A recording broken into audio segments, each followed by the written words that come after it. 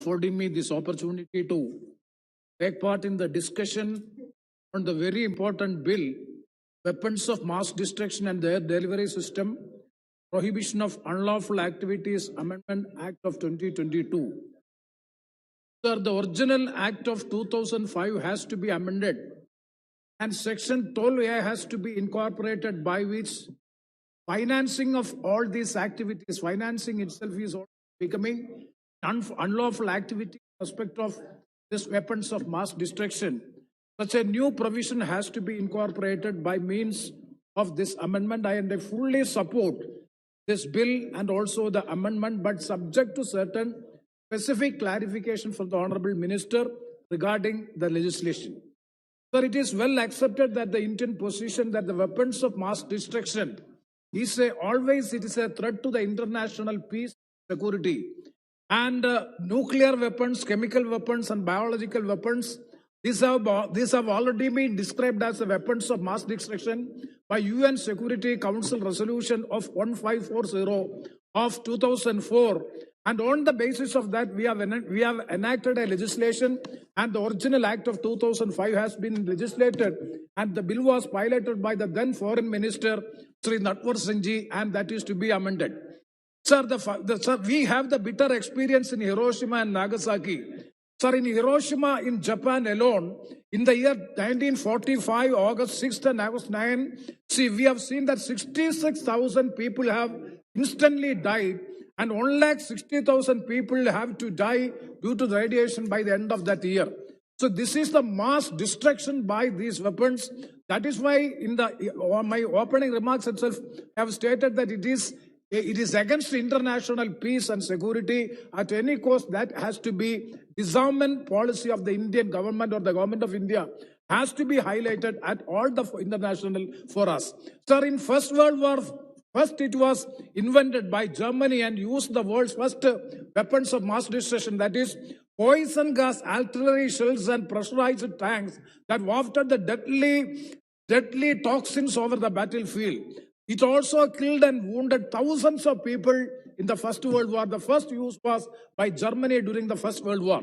And all these bitter experiences have come to the conclusion, or it has persuaded the United Nations to incorporate this resolution or to adopt this resolution of UN Security Council 1540 on 28th April 2004 in Chapter 7 of the United Nations Charter, and it is still in existence. And India is a strong supporter of this disarmament policy. And in CTBT and the NPT, also our policy is very specific. We have to protect and safeguard the national security of the country. At the same time, we will never use it as the first.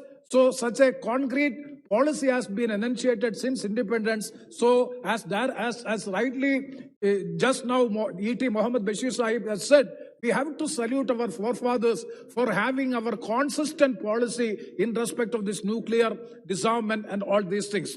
Sir, coming to this particular amendment, I would like to seek the clarification from the Honorable External Affairs Minister, because this is for financing this weapons of mass destruction, its proliferation as well as its delivery. Proliferation of weapons of mass destruction and the delivery of the mass destruction, if any person includes company includes according to Section 20 of the original Act. So it is absolute and it is very clear, because Section 20 is very clear that a company includes a group of individuals also. So there is no fault in the definition, as well as using the word person also. There is no harm in it. I fully agree with it. My reservation is whether the original Act is not sufficient to deal with this subject also. See, I would like to quote Section 15. Section 15 of the original Act is also very clear. I would like to quote Section 15 of the Act. Section 15. Section 15 of the original Act, punishment for aiding non-state actor or terrorist.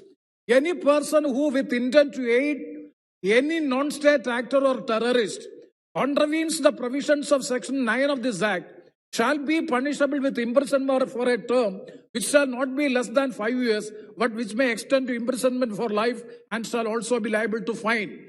And any person who with an intent to aid means intent to finance.